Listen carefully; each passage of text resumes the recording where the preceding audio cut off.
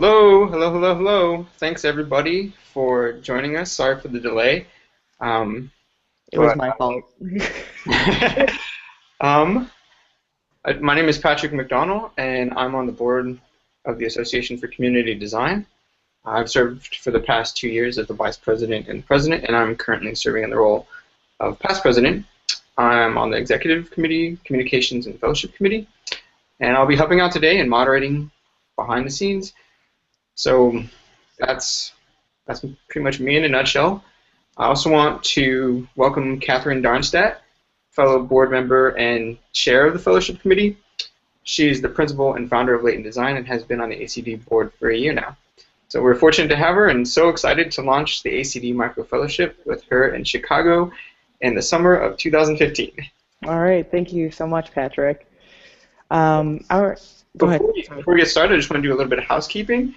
Um, if you're tuned in through Google Plus, you should have the option to ask questions directly through the Hangout. Just select the square grid thing on the top and choose the blue-green Q&A icon, and a window should pop up on the right side of your screen so you can ask directly. In case that doesn't work, we've also set up a Google Doc where you can type in the question as well. It's also available on the grid, so just select the yellow tag icon and click the link. With the Google Docs, we'd also love it if you could fill out the roll call section so we can find out who's hanging out with us today. And just in case all of that goes to hell, the link for the Google Doc is in the Google event. And we'll put a link in the YouTube stream, and it's on our Facebook page. So you can also tweet directly to us at ACD Tweets and hashtag ACD Fellowship. So there's a bunch of different ways to get in contact with us to ask questions. That's okay. That's all for logistics. So Catherine's going to give you a short presentation of the fellowship, and then she'll be the lead answerer for the Q&A section. Again, we want to welcome everybody to Hangout, and we're so excited for any questions you have about this brand new fellowship. Thanks again for joining us. And without further ado, say hello to Catherine. Hi, everyone. This is Catherine Darnstead over at Leighton Design. I'm based in Chicago, and I'm really thrilled to be able to be working with ACD on developing this. And what I want to do is be able to talk a little bit more in depth about where the background of the fellowship is coming from. And so hopefully you will be able to see part of a giant ACD logo currently in nice and blue if everything is working properly. And this is how the fellowship kind of came to be. As you know, ACD was established in 1997, and it's this network of individuals, organizations, and institutions committed to increasing the capacity of planning and design professionals to better serve communities. And so it's very broad-based in whoever is participating in community design. It could be from the design side, it could be from the finance side, it could be from the policy side. How do they all work together and create more sustainable communities? What we've seen over the past 40 years is, or as they're nearing 40, this field has expanded, interest in it has renewed again. It's very cyclical, and we found there's this gap. We are all very familiar with the inverse relationship between design and economy. And ACD is acutely aware, as one of the first organizations working in this field, that the most amount of design reaches the least amount of people. And within that, we're also seeing within the field, analyzing the field of architecture specifically, but also broader the professional practice of community design professionals. We're seeing that designers have an inverse relationship as well, where we have the least amount of designers actually being able to meet their own physiological needs of having a successful practice that could focus in this. And this is where we wanted to take the fellowship itself, to find more opportunities for early and mid and senior career professionals to specifically look at practitioner to design, and specifically again in architecture. We went back and looked at NCARB's 2012 by the numbers of roughly what a current pathway to the professional practices and where opportunities to engage within community design lie. And within this, we're seeing that very early on in your undergrad, graduate, and maybe post-grad, those first years of what's called an internship, or your early professional career, is where you have the most opportunities to start to engage and take on existing fellowships that might be there, take on um, a role, or have time for a volunteer position with another organization. And as you start to get further into more experience and more practice, those opportunities diminish, and then also your individual availability to take on a 2-month, 3 months, 6 months, or sometimes year and multi-year fellowship diminishes as well, as you have increased personal responsibilities. So within that, what we decided to look at is, as well, within that, we tried to look at, okay, if this is the landscape when we start to get within the years of practice, how do we start to frame a fellowship that works within the constraints of practitioners currently? And that's where we came up with, we wanted to make a micro fellowship that would work around a 2-week duration, so we could start to take the best opportunities of, kind of see it as a professional practice alternative spring break in some ways. We want to be able to be very aware and cognizant of the limitations and responsibilities that individuals have once they start working, and then also the limitations that work might put on them in terms of vacation and time away. We also started to look at where are these programs what types of firms are doing this type of work, and who are these fellowships and current professional development programs geared towards. So we had to analyze the profession. Again, this is looking specifically at architecture, because Leighton Design is an architecture firm. So we looked with interest. We had a lot of introspection within our discipline, but this is probably something that we would like in the future to replicate for other design fields. Is this the same? Is this the same scenario in planning, or in landscape, or on a policy side, or in a finance side? But specifically within architecture, we're seeing that the majority of firms, 90% of firms are small firms, are classified as small firms, those with 19 employees and less. So only the large, what we see and what the perception is that architects first and foremost are large firm practitioners. Those are the ones who create the architecture and the built environment, when the reality is very different. The core of architects are small practitioners, and so again, we wanted to look at how do we create a program that addresses the needs of small firm practitioners to roll in more socially engaged work within their firm practice, because the needs of a small firm, 2 to 4 people, which is the majority of architecture firms, 37% of all architecture firms are 2 to 4 people. Those needs are very different than a firm of 20 or 50 or even 100. And so we want to be able to share our story. And so how we're seeing to do that is the micro fellowship is a fellowship designed for architects looking to launch their own projects, practice, or adapting the existing practice that they work at to be more socially engaged. This 2-week intensive field-based fellowship, and we'll talk more about the client that we're working it with, will focus on the business of social design by exploring critical topics related to that.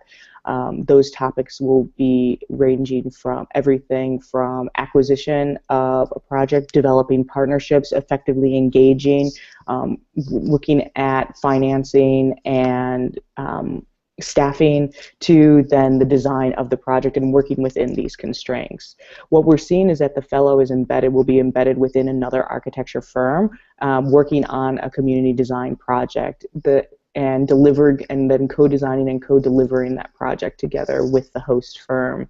The firm will act as a mentor, an advocate, and will be completely transparent throughout the whole entire process. So any questions that you might be coming in as a fellow of issues you could be having in your own firm or the firm you work at, we want to be able to start to work collaboratively with you to be able to answer those, share our stories and strategies, and then also see if we could find ways to get over some of the hurdles that you're having in your work, or to bringing this to fruition. And the focus of this fellowship is the design process itself, not necessarily the end results of the design, because what we really want to see is how do we integrate more of a broad-based participatory design process into firms, and how do we get firms as well to integrate having a shared social value and a social barometer within their firm, if they don't already have that, or if there's an interest, how do we get that interest to go into action?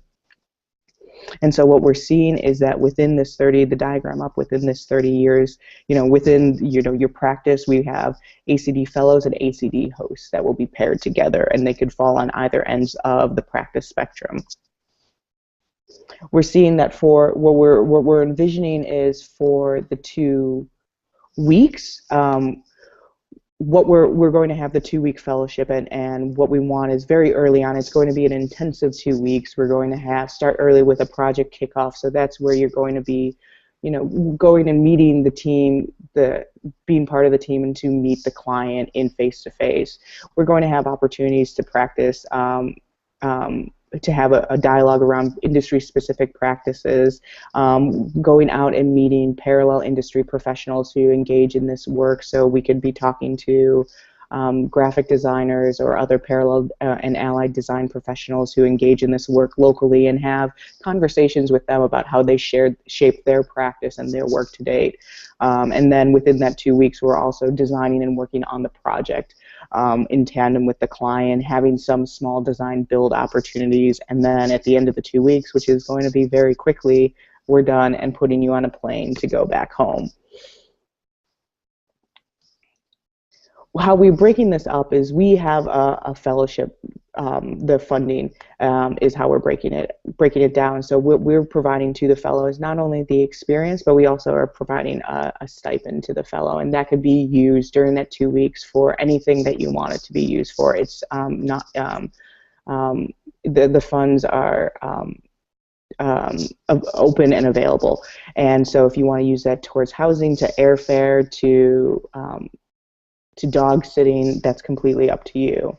And our goal within this is to have a little bit of an expansion. And so 2015 is the inaugural year. We really want to be able to work with somebody who's able to develop this program further with us as well, as not as part of the kind of secondary deliverable that we hope that they'll be able to provide, is not only work on a project, gain skills, but also influence what will be needed for future fellowship years. And so we want to be able to roll out in 1 fellow next year, 2 fellows the following year, and then the hopes are that the firm hosts that work with us and are part of this, that they continue this in their own way. So as we bring more host firms and new fellows and match them together, that the previous host firms will continue to have something like this within their own firm and continue to grow it as well. And that concludes just the broad overview of the fellowship itself. And so I want to now be able to share a little bit about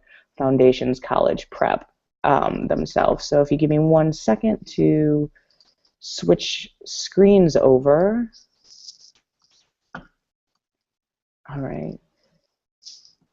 All right, so Foundations College Prep is they are a charter school down on the far south side of Chicago, and this is their first year of operations. They are a public school that is 6th to 12th grade. Currently, they have 6th and 7th grade in the school, and then are adding a grade per year. They're down on the far south side in the Roseland community, and this is a neighborhood in Chicago that is experiencing a significant amount of disinvestment, not only from a housing side, but also from an economic side, and then had some school closings as well. If you're familiar with the Chicago public school closing, I guess I don't want to say fiasco, but that's kind of how my personal opinion feels about it. But we had about 50 school closings 2 years ago, and we've and foundations kind of came into an existing school that closed down and is starting to provide services, like I said, K through 12. They're an interesting organization overall, is that they're dealing with, next chart is showing where my arrow is. I don't know if you can see, here's the loop, far south side all the way. So if you go to if you're familiar with Chicago, if you take the red line and you go all the way to the end and you keep going, you still are in Chicago. There's a whole other city down there, and this is one of those neighborhoods is Roseland. So they're working in this particular kind of low-rise prairie school. They have the whole facility right now, and what we're area is going to be looking at is how do we create an outdoor classroom curriculum, help develop a curriculum for them and an outdoor classroom space for them. And so I'm going to the far end of the school. So you see this big, beautiful wall. There is the possibility and the desire from them for an installation, an artistic installation of some sort, and then to take this parking lot, former parking lot area, and to make it into something. Currently, what they want to do is start to create safe spaces for the youth themselves, that they could learn and play in, but then also find ways to engage the surrounding community. Because right across the street we have, this is a low-rise public housing complex right across the street here, and there's not a lot of youth in this facility anymore, but the ones that are remaining, most of them do go to this new school, to Foundations now. And so how do we start to engage the residents of one side of the street with the school on the other, and start to build the community and build a new community social network that comes within that. And that will be part of the piece, the physical project that the fellow will work on, and they'll be working in tandem not only with the school leadership but with the art director there, and then science director, and how do we roll this into an outdoor learning classroom and also an academic curriculum that can grow and expand from there. That sounds like it's a lot to do in 2 weeks, so don't worry. There will be components of that will be developed after the fellow is selected, so there's opportunities to work virtually throughout this process and work if your time allows and if you want to be on conference calls and to meet with have conference calls with the school and that core Foundations team as we develop some of these other pieces early on, and make the scope a little bit more clear, so that when you come in for the 2 weeks of the fellowship, everyone's ready and on the ground and familiar and caught up to speed and ready to go from there. Let's see. I don't have anything more at this moment, so if we want to open it up to some of the Q&A that we received before as I get out of my screen share. Patrick, if you want to take that over.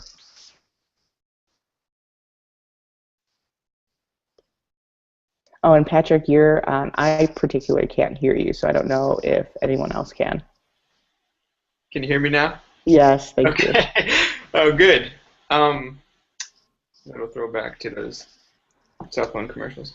Yeah, I just want to remind everybody to submit your questions on the Q&A, and if that's not working, you can go ahead and go to the Google Doc. So have it open, and you just want to start typing stuff in. Just kind of in general, I wanted to give folks a little bit of a background, some perspective on kind of how the fellowship has emerged. It's historically, ACD has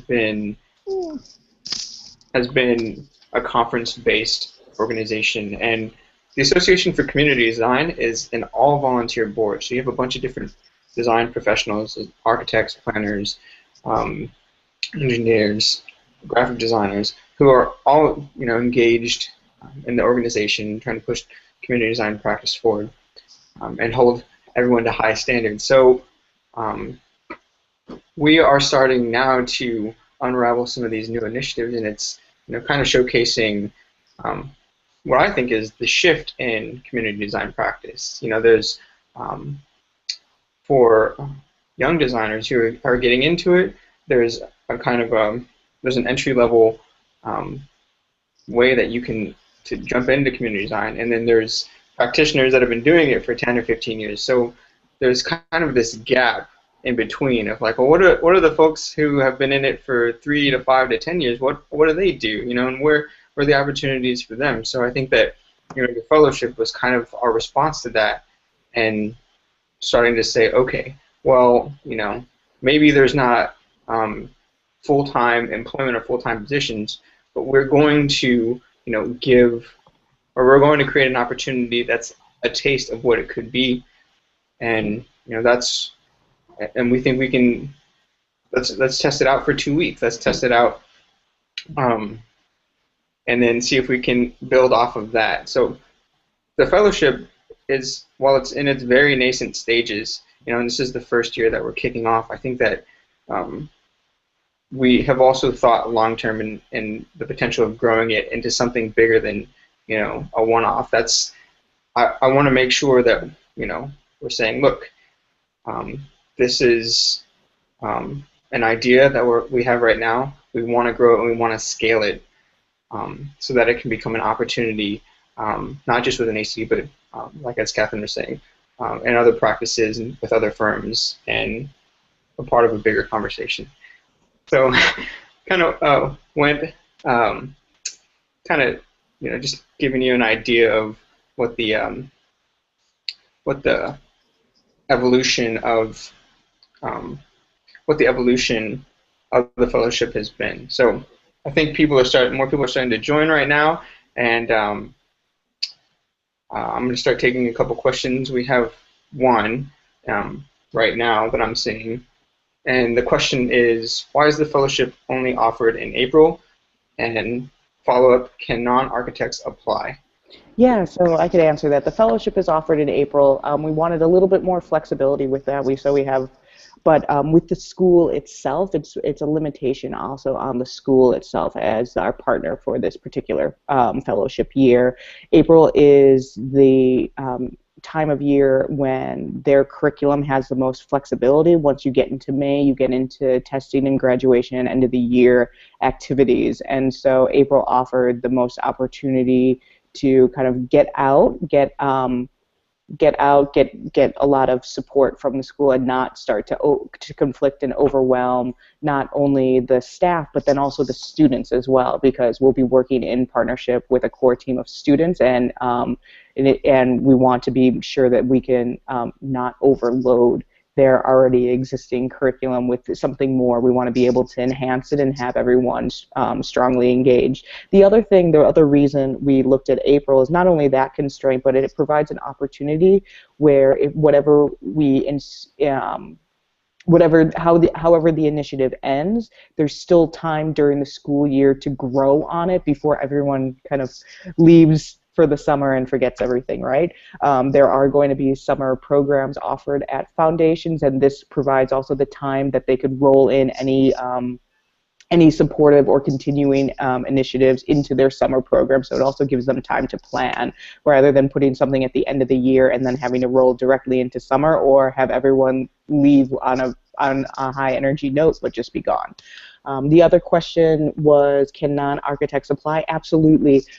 This is, the Association for Community Design is a very broad-based organization that has many members across multiple disciplines. This year, being the pilot year, we offered to host, so Leighton Design offered to host, and we have obviously a very architectural point of view, but we also have an urban design point of view, and have worked with economists, policymakers, everyone else. And so we would love, love, love to have non-architects apply, because not only will it challenge us, but I think it would be great insight to the project, and maybe we could bridge any misunderstandings that happen between different disciplines. I think it would be an incredible experience. So yes, please do. And in the future versions, years of the fellowship, we will be working with other disciplines as well. So there might be a host that's a landscape architect or an urban planner, or some that might be a non-for-profit community developer. We want to have multiple disciplines as hosts and multiple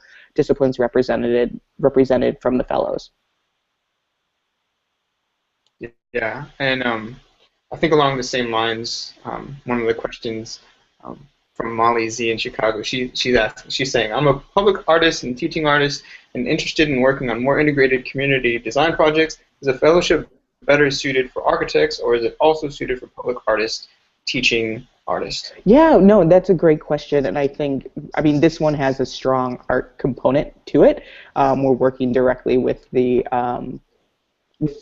art director at the high school at Foundation. So I mean at Foundation. So I think yes, this particular fellowship would work really well for someone who's a teaching artist or has their own artistic practice or interest. Okay, and kind of just a little bit more on that. You mentioned transparency with the process, the design process. Can you talk, or can you speak to what that looks like for the host, the designer, and then for yeah, right.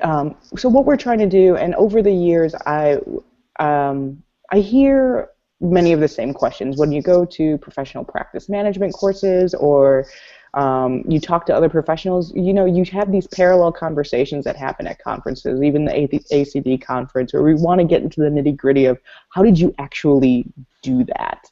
How did how did that contract work, or how did you finance that, or did you have to write a grant? And we never have time to answer those questions. But I think there is a huge interest in that, and so part of this program is for those who are interested in what is the structure that needs to be in a business or in an organization to be able to consistently work on projects like this and to make a sustainable business around it and a practice around it. That's what when we talk about the transparency that we're willing to answer. So we want to be able to have those conversations, share the documents around the project itself, and then hopefully we're also seeing the fellow come with their questions and concerns. If they're working on their own, what are the hurdles that they're experiencing in their own practice, or if they're working at another firm and that firm might have hesitations as well because they're not seeing quite clearly how they could roll this into their existing models, or might have fears of risk and liability, and we want those questions to be brought as well. So this is, even though this fellowship is the first year prototype, it's very custom.